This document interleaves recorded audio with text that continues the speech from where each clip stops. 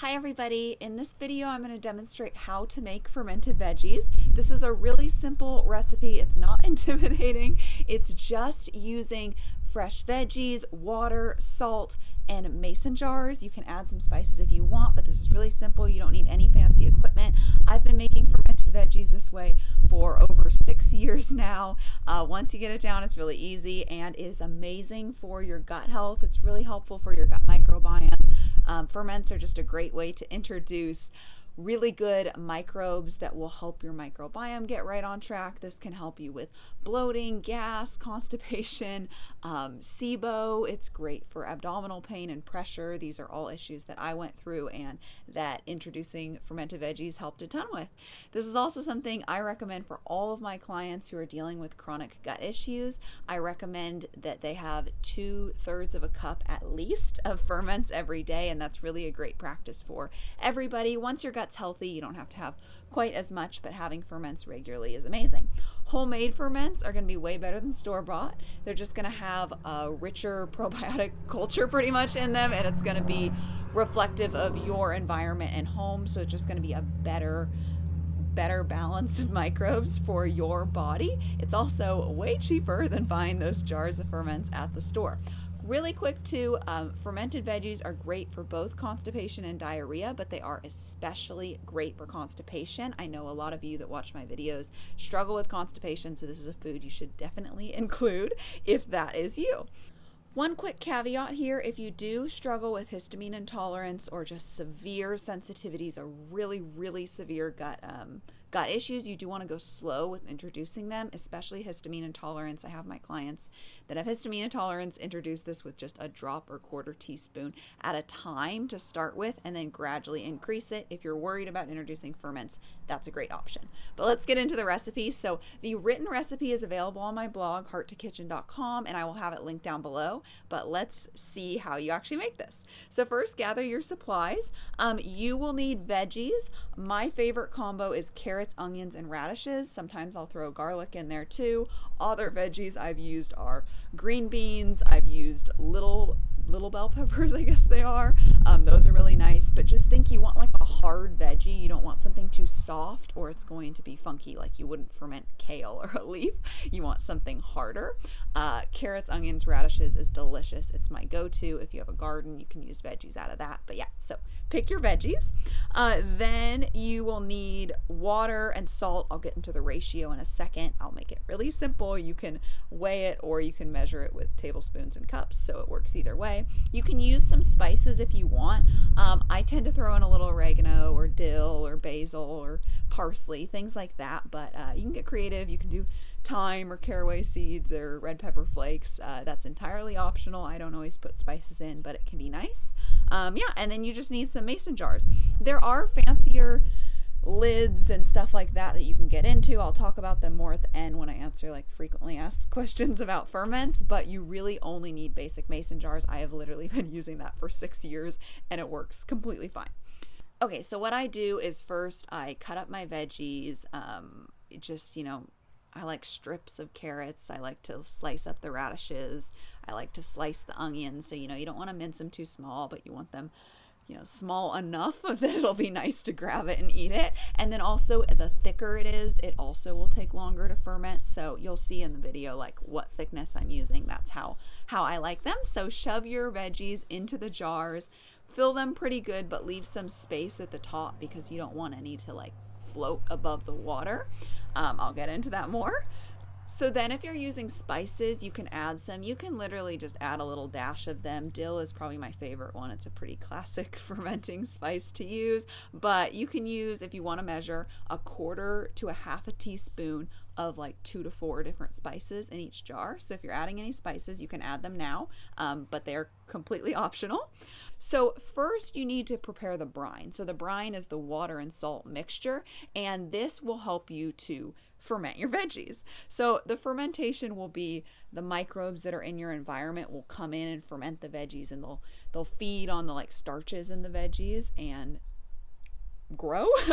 But anyway, the salt is really key because it prevents it from like decaying and molding and becoming like a mushy mess of decayed funky stuff. So the salt is really important.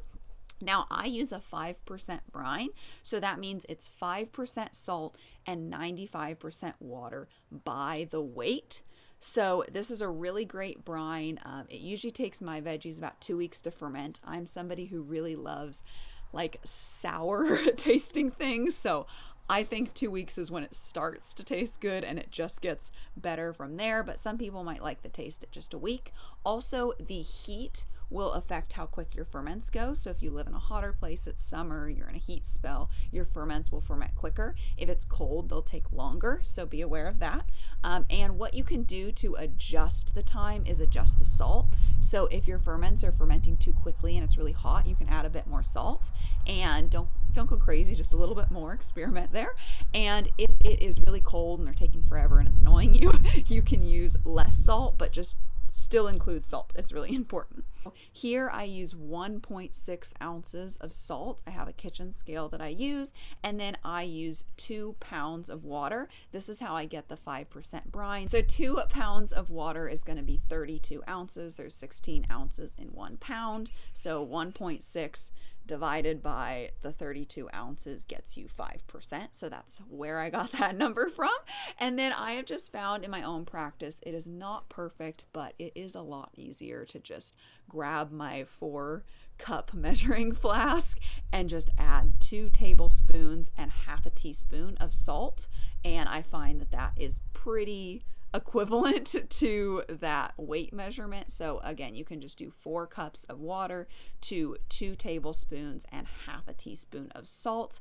If you want to be super precise, you can weigh it, or you can just use that, especially if you don't have a kitchen scale. So that will be just fine. Honestly, I rarely weigh it now, and I just do the measurements with the tablespoons and the cups because it's a lot easier, and the flask is really nice to pour out of. So you want to stir it a lot to try to get the salt to dissolve as much as possible. You want to use a good quality mineral salt too. Don't use plain sodium chloride table salt, that Morton salt, don't use that. Just use a good sea salt. Celtic sea salts are really good. Redmond's real salt is really good. Just a good mineral salt.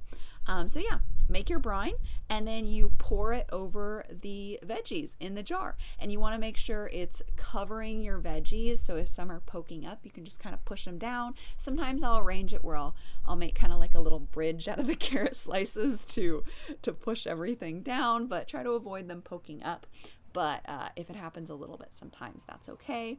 So yeah, make sure your veggies are underneath the water, fill it pretty good, but not to the brim. So the reason you don't want them poking above is because different bacteria will grow below the water and above the water. So it's called aerobic bacteria and anaerobic bacteria. So basically aerobic bacteria needs oxygen, so that can grow on the surface and above the surface, but only anaerobic bacteria that do not need oxygen will grow below the water, like submerged in the water. So it's a protective thing to make sure only the right microbes grow. Sometimes when I check on my ferments, something's kind of poking up and I just poke it back down as long as it looks okay. If it starts to look like it's decaying and mushifying a little bit, then I'll just pick that piece off and throw it away. But otherwise, you don't have to worry about it too much. Just try to keep them below.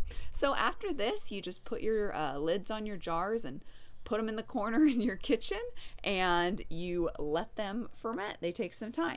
So there is another part you have to do. So you don't just let them sit there, because as the veggies are fermenting, they're producing gases, and the gases make pressure and build up. So there is a little practice you have to do each day. It gets very easy with time, but basically I do it in the morning, but just make sure you have a routine every single day.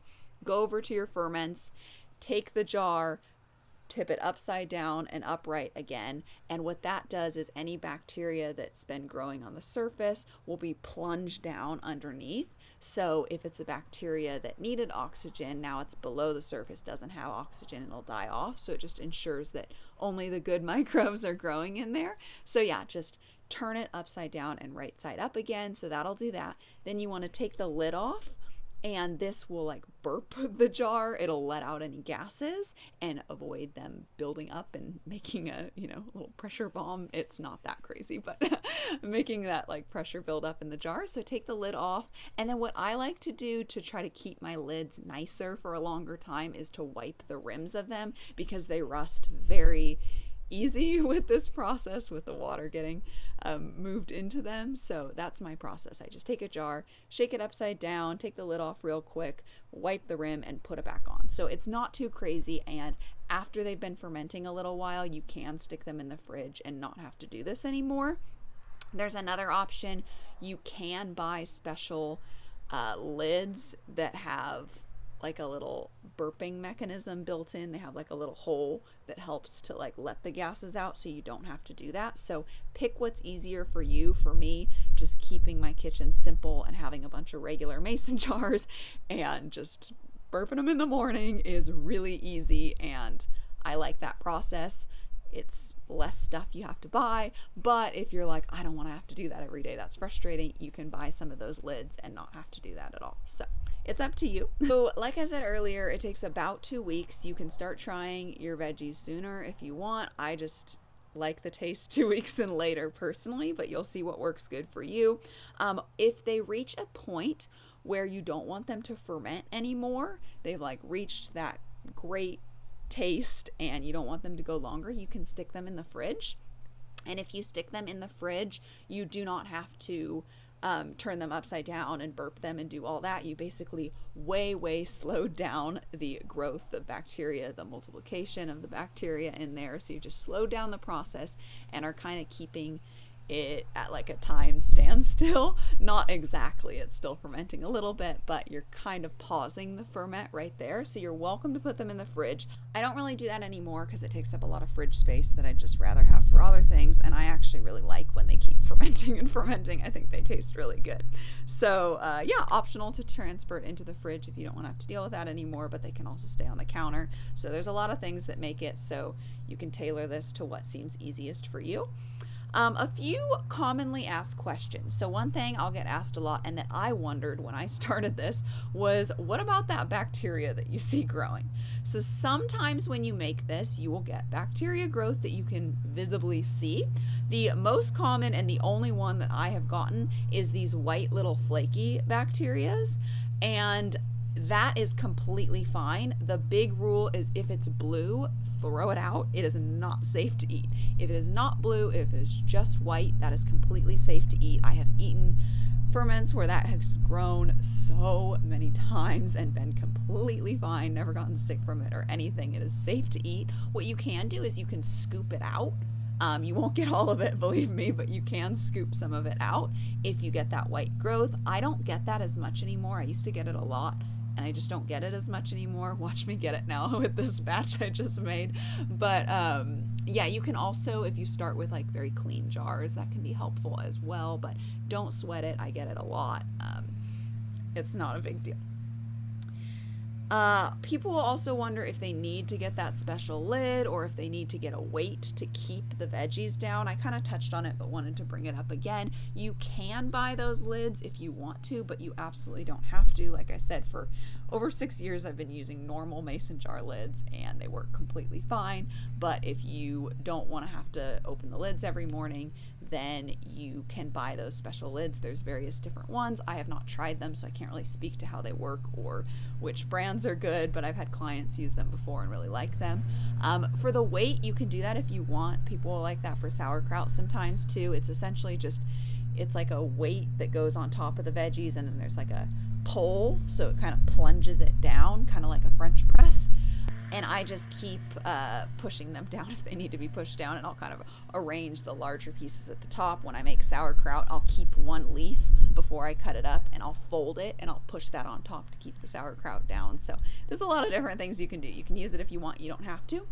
How long it takes to ferment, it takes about 2 weeks. Like I said, it matters your salt concentration, your brine, the heat, your preferences. So that's when I start trying them, 2 weeks after I make them, but you can try it a little sooner, like a week or a week and a half in if you want to. Another question I get is, should I transfer it to the fridge? So again, If you want to, you can. That will stop the fermentation. If you're going to be out of town for like a week, definitely transfer them to the fridge so you're not building up a lot of pressure. If you have the fridge space, if you want to stop having to deal with them every morning, but if you want to keep the fridge space and you want them to keep fermenting, you can leave them on the counter for a long time and it's totally fine. But if they do start to get an intense taste, if it's been a really long time. Another question I get a lot is, what's the difference between ferments and pickled veggies? Are they the same? Do they both help my gut? And the answer is, fermented veggies are the ones that really help your gut because they have the growth of all of these good bacteria in them. They're made and fermented by the bacteria. All you're starting with is water and salt, really. But pickled veggies are a different process where you use vinegar instead to get that flavor and to change the veggies. They don't really use bacteria in pickled veggies, so ferments are the ones you want to get, not pickled. If you are buying any at the store, you want to read the ingredients. There shouldn't be vinegar. You just want the water and salt. Another question is, can I drink the juice? And I don't even know if I get this question so much. It's more of a way of me to tell you you can drink the juice. Drinking the juice is really beneficial as well. I have just started doing this, surprisingly, after making it for so long, but it's really good. I love the taste of it, and it's super good for you. It's a great way to get more ferments in. My clients that have histamine intolerance or like severe food sensitivities that start out really slow with the ferments will often start by just taking a 1/4 teaspoon of the juice and mixing it into some broth or water, or just drinking that little bit. So the juice is really great, especially if you're just getting started. And yeah, those were the main questions I could think of that I get often. So if you have more questions about fermenting veggies, definitely leave them in the comments. I'd be happy to answer them and help you and see if I missed any important questions to answer. So yeah, let me know in the comments. If you like these more cooking style videos with the recipes, let me know below as well, and I would be happy to make more of them. I absolutely love cooking. I have a bunch of recipes on my website. I just don't always share quite as much about that. So if you want to see more, let me know. And I also started a playlist where I have the other videos that are similar to this in them. So if you want to learn how to make pate, if you want to learn how to make liver heart pate, I add heart to my liver pate. And then there's a lot of tips in there about how to make liver taste better. There's a lot of tips to help you troubleshoot and just not make the same mistakes I made when I started. And then same thing, I have a bone broth video that teaches you how to make that like wiggly, jiggly, gelatinous, jello looking like bone broth that's super rich in collagen. So I have one on that. Yeah, so I'll leave that playlist linked on the screen if you want to check out my other gut health cooking videos. And yeah, thank you so much for watching. If you want to learn more about healing your gut naturally with an ancestral diet and holistic principles, definitely subscribe. I have tons of videos on that. I love helping people to heal, and I'll see you in the next video.